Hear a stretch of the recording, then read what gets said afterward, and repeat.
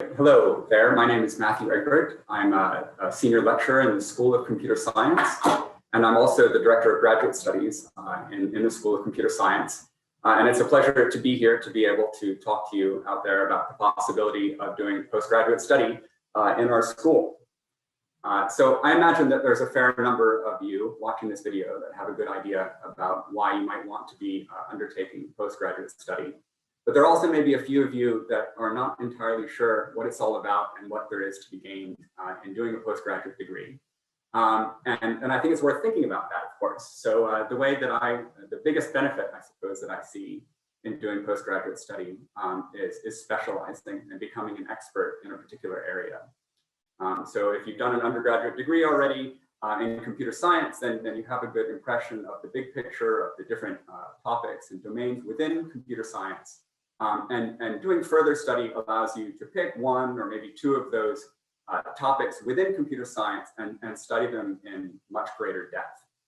And along the way, you can develop your independence, so your ability to design projects that are achievable and in an appropriate time scale, and to develop as a researcher and develop your research skills. And all of these things can open opportunities for you in terms of your career.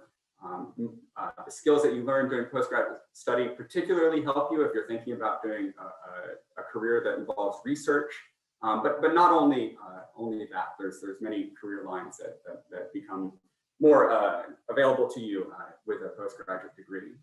But if you're thinking about, for instance, working for Google or working for Facebook as a researcher, then you'll almost certainly need a postgraduate degree to enter that line of work.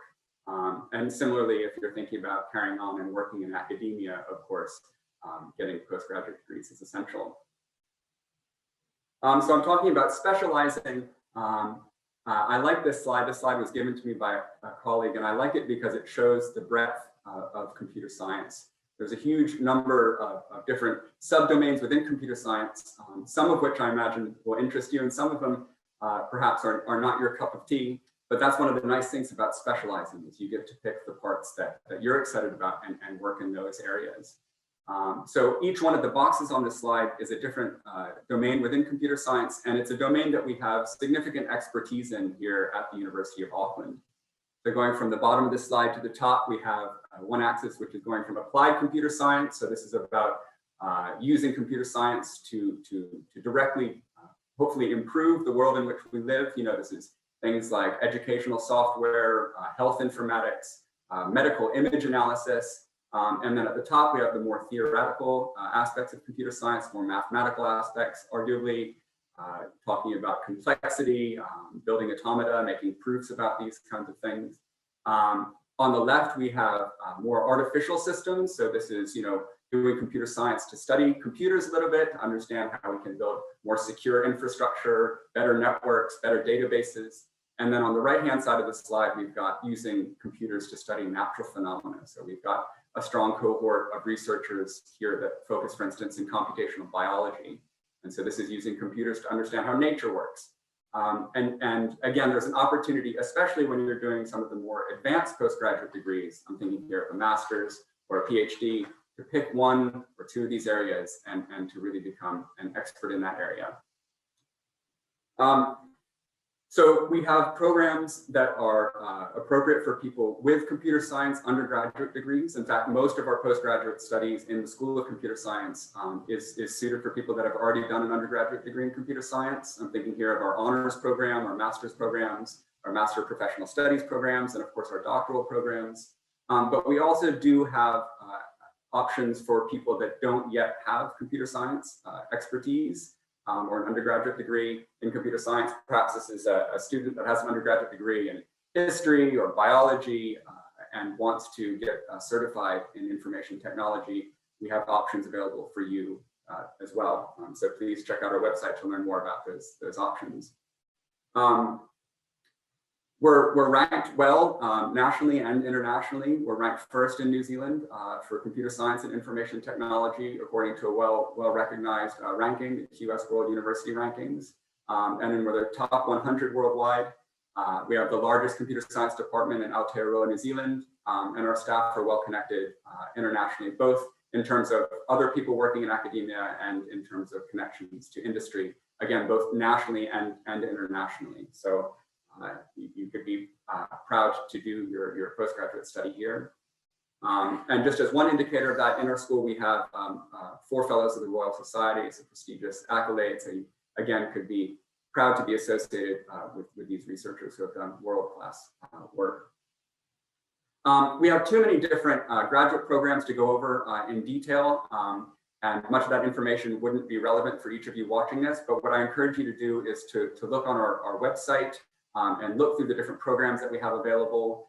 There's a lot of different ones that have different focus and have different duration, from 1 year to 3-year or longer programs that focus in, I don't know, digital security, for instance, data science, logic and computation, or any of those other areas that were on an earlier slide of mine. So rather than reading through this, you might want to pause the video and look at what we've got on this slide.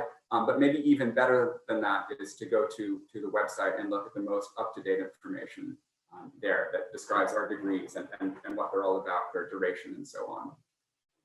My last comment here really pertains mostly to those of you that are thinking about the more advanced degrees. So this is, again, the master's and the PhD degrees.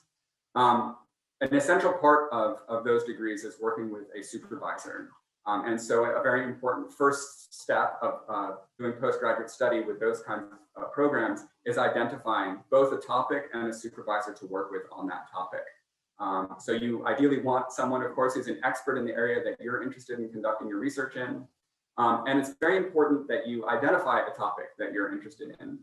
Too often we have people applying to do a PhD in our program and say, I don't care what area I worked in. And I don't think that's a great way to start off your PhD. In general, in fact, I think defaulting into postgraduate study is not always the best plan. It's a very rewarding path to take if you're passionate and you're keen, but it's not a great path to take just because you don't know what to do. So I encourage you to think about what are the topics that get you excited, that make you feel like you're intrinsically motivated to work on them. And at the same time, be looking through the websites of staff members and look at the research that they're doing. Some of it you may never have heard of before, and read a little bit about it and see, does this interest me? And then get in touch with the supervisors. Don't just send a form letter to all academic staff in the department saying, I'm interested in doing a PhD, because so many academic staff are so busy that they can't respond. And we get those emails regularly and we can't respond to them all, but we will respond when someone shows sincere interest and effort, then we will respond. And hopefully you can find a good topic and a good supervisor that suits you. Lots of things to think about with picking a supervisor. Do you want a senior one who's busy but has lots of experience, or do you want a junior one that has more time to work with you? Do you want a supervisor that's really telling you what to do at every step of the way, or one that's letting you make your own decisions, but perhaps your own mistakes? Each one of the things on this slide has a benefit and a disadvantage. So there's something to think about there. You want to be part of a big research group where, again, your supervisor might not have as much attention for you, but you've got lots of students to discuss your research with. Lots of things to think about there. And it really depends on what your desires are for how you want things to work and who you can find to work with. If you're unsure, then a great thing you can do is to talk to current or recent postgraduate students, ask them about their experience, find out what was hard, what was fun, what they wish they'd done differently, sound out the ideas with your friends and your family and your whānau. When I started my master's, I got a book out at the library that what was it like to do postgraduate studies. So these books are available, and you can learn more about what's actually involved in doing postgraduate study. It's not for everyone, but for people that are passionate, really into it, it can be extremely rewarding. So I encourage you to get in touch if you have questions. And that's all from computer science. So I'll pass it the keyboard and controls over to my colleague here. Thank you, Matthew. That's brilliant. I'd really like your talk about, if you're going to do postgraduate study, in particular PhD, you've got to be really passionate about it. It's not just enough to just rock up and that's right. Make people that works out. Okay. Absolutely. Okay, so I'm going to split you, a second way, and that's statistics. And so I've got a computer scientist to my left and a mathematician to my right. And statistics is the sort of the happy place in between these two wonderful subjects. I really love mathematics, and I have a grudging respect for computer science. So let's just talk about statistics and how that pertains and what are the opportunities involved. But bear in mind that maths and computer science, data science, it's all linked. We tend to think of our departments as separate silos, but they're not. They bleed into each other. I noticed you had bioinformatics. Well, we're sort of over that too. I remember teaching Alexi Drummer back in the day, and he still survived, so that's good. So why statistics? Well, one thing that's really happened recently in the world is this deluge of information, strings of zeros and ones that are just coming at us. And in statistics, we typically used to have not much data. Now we've got so much data, we don't know what to do with it. It's almost a sort of a plumbing crisis when it comes to the amount of information and how we compress it and take meaning from it. So as humans, we need to understand it at a human level. And we have these ways of codifying and breaking signal noise into different components. Plus, we're quite honest about things in stats. We say, I think it's this, plus I can't account for all these other things. Randomness, which is very, very common in our society. So really what we're trying to do is we're trying to extract signal from noise and make scientifically meaningful statements about what the hell is happening in the world. Why study stats at Auckland? Well, it combines quality and diversity. Look, if you're doing science, sooner or later, and this is what they don't tell you in undergraduate programs, is you're going to have to deal with a statistician. Biostats, data science, sample surveys, forensics, probability theory, anything. If you are interested in astrophysics, if you're interested in biology, if you're into criminal psychology, any number, it's psychology for that matter, you're going to have to deal with a statistician. So it's important to get your thinking about the scientific method and how it pertains to your particular subject. We've got a very good astrostatistics department, uses this technique called Bayesian statistics, which looks at things. We've got a great queuing theory department, which you may not have ever thought about, but it's an interesting way about how people move through different systems. And now the big thing that's happened, and it's very strange, is, data scientists seem to be the new sexy, which is a very, very strange sort of experience for me. But data science, well, it's statistics really. I mean, it's a variation on it. Whatever question you have or whatever query you have, we've got it covered. We've got these sort of 100-year-old techniques that are still relevant today and can be repurposed to your needs. So that's quite interesting. So who studies stats at Auckland? Well, most of the time people become accidental statisticians. They don't know it can be such an interesting subject. And then they go, oh, I'd like to do this subject, it's quite interesting. So it's sort of in the sweet spot between mathematics, computer science, but also the arts. I always tell my students, if you can't explain what you're saying to your mother, you don't really understand what you're talking about. And they sort of seem quite perplexed. And I say to them, well, you can't tell me your mother's not clever enough to understand it, because that impugns your DNA. It's really, you've got to be able to communicate your results. So it sort of merges into arts in some ways, the ability to communicate. So having an arts background can be very, very useful in this subject too. So it's a good, it sort of bleeds into so many different parts of science and the way we look at the world. So the students preparing for a job market, if you've got stats, you've got skills that people need. There are people who want to get in just do research. They want to do either pure sort of mathematical statistics, probability stuff, or they could go into more of the applied bioinformatics. So, they want to prepare themselves for the job market or, as research statisticians. And there's many places to research. A lot of the time students want to supplement their current degree, like a commerce degree with stats, and that can be a very useful thing to do. Or biology with statistics. There's many ways to supplement this course, this subject with your discipline. So we've got a whole bunch of postgraduate degrees. This information is available on the website. I'm happy to talk about it at length if you ever want to contact me. A.Bellini, B-A-L-E-M-I, at auckland.ac.nz. We've got interesting research programs, coursework programs which are designed specifically for you. You can do, anything from an honours degree, a postgraduate diploma, followed by a master's or a 2-year master's, and then, do a master's and follow it through with a PhD if, you're passionate about the subject you're interested in. So we've got a large pool of potential supervisors, and, we come from, different and various backgrounds. So, there's something out there for you. The one thing, again, and I can't emphasize this enough, you've got to have a passion about it. It's not enough to say, tell me to do some research on my work.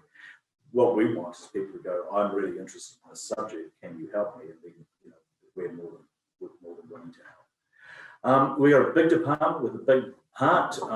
We've had some major international hits. There's this one program called R, which was created by Robert Gentleman and Ross Ihaka, hence the R.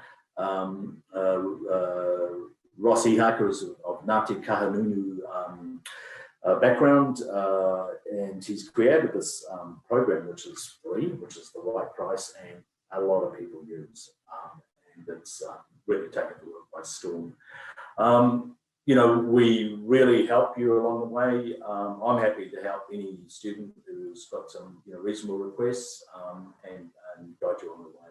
One thing I would say is, in order to do postgraduate work, we do require you to do a course with Stats 210, which requires a little bit more mathematics.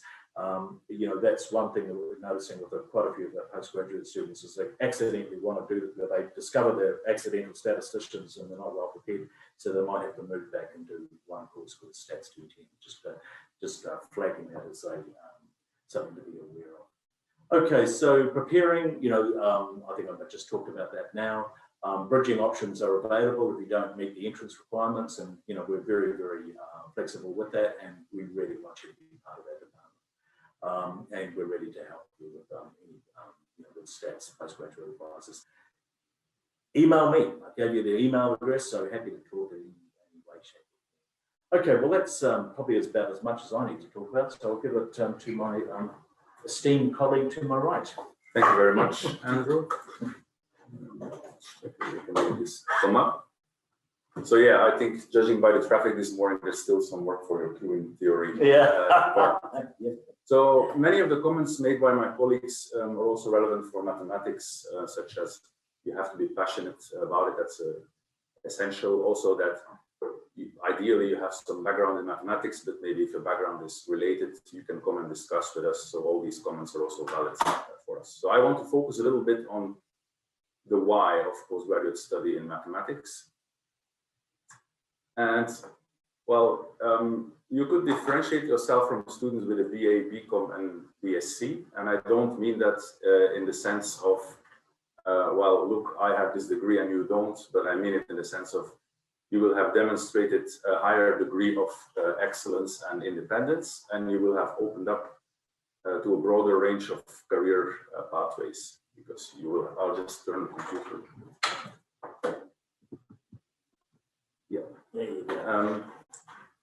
So you will have learned all these extra skills, which will put you in an excellent position. So what is postgraduate study?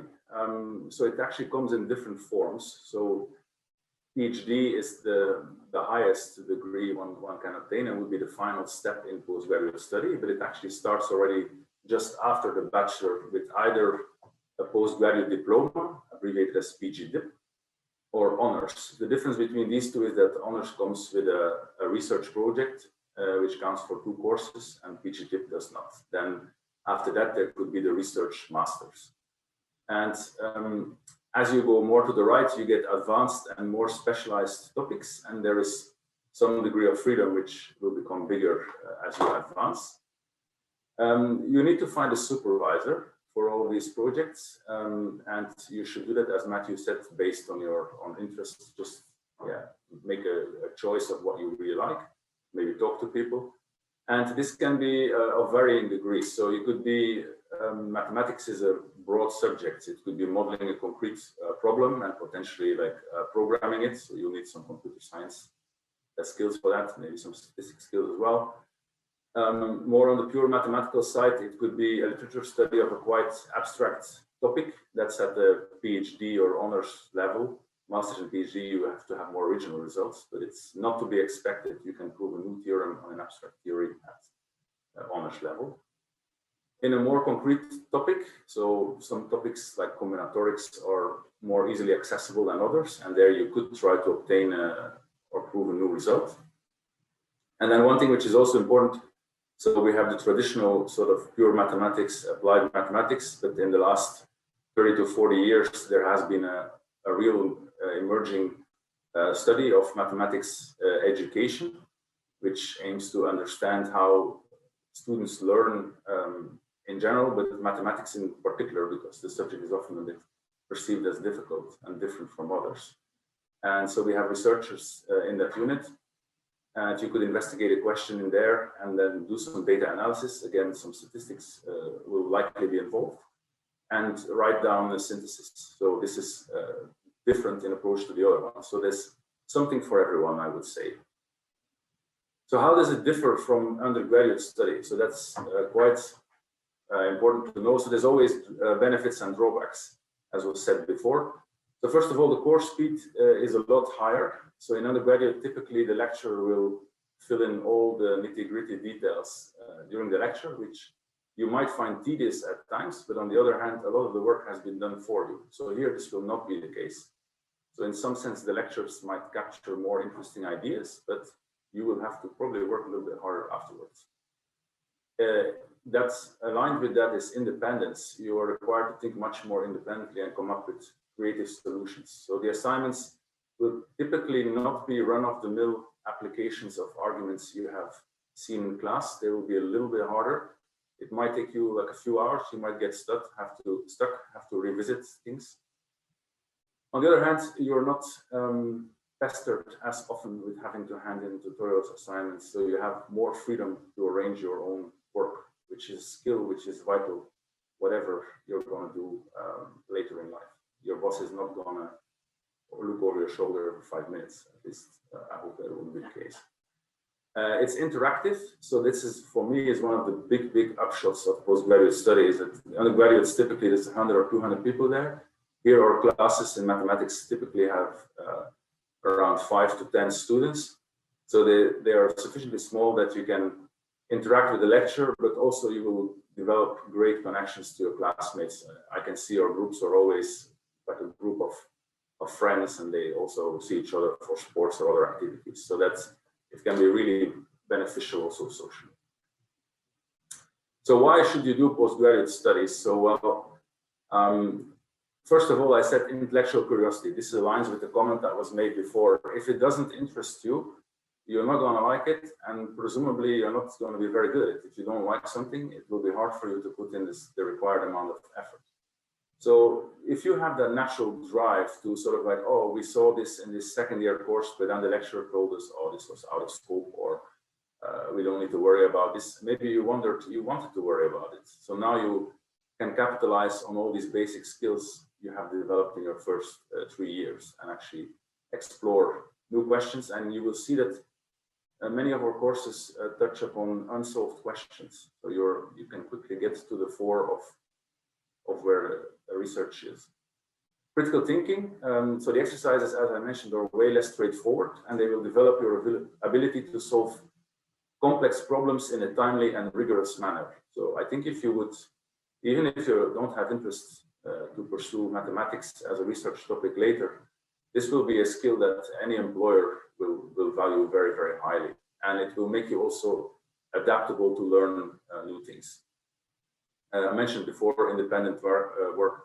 You are the owner of your project. It can be a little bit scary depending on how closely your supervisor looks over your shoulder, but it is also very nice. You can investigate what you want to investigate, not what somebody else tells you to investigate. All of these properties lead to good career prospects. So these are where some of our recent graduates have ended up. So I listed in alphabetical order, so academia, private industry, research institutes, and teaching. So academia people have gone to the best places in the world. So our top students typically get the entry there. In private industry, so people that have gone into data science, engineering, insurance company, Avatar, which you probably know, AT, transport, scheduling, but we also still some work to do. Auckland Harbor, people have gone into finance. There's a lot of possibilities with a mathematics degree. Research institutes, GNS science, weather prediction, cardiac. This depends a little bit on what you have chosen before, a more applied or more pure direction. And of course, the country is in need of a lot of good teachers of mathematics. So these are all very valuable and good careers, and our people seem to be very happy. So this is all the courses we have on offer this year. Many of these courses recur every year. Sometimes there are some variations. So the ones with numbers 750 and below, these are courses in pure mathematics. The other ones are courses in applied mathematics. But as was said before, and the 703, that's a course in mathematics education. You can see the title is slightly more philosophical than the other ones. What can be more practical than good theory? That sounds intriguing. But as said, computer science, statistics, mathematics, they shouldn't be viewed as standalone units. So you can also always follow a couple of courses in one of the neighboring subjects, which can complement your knowledge in mathematics. Okay.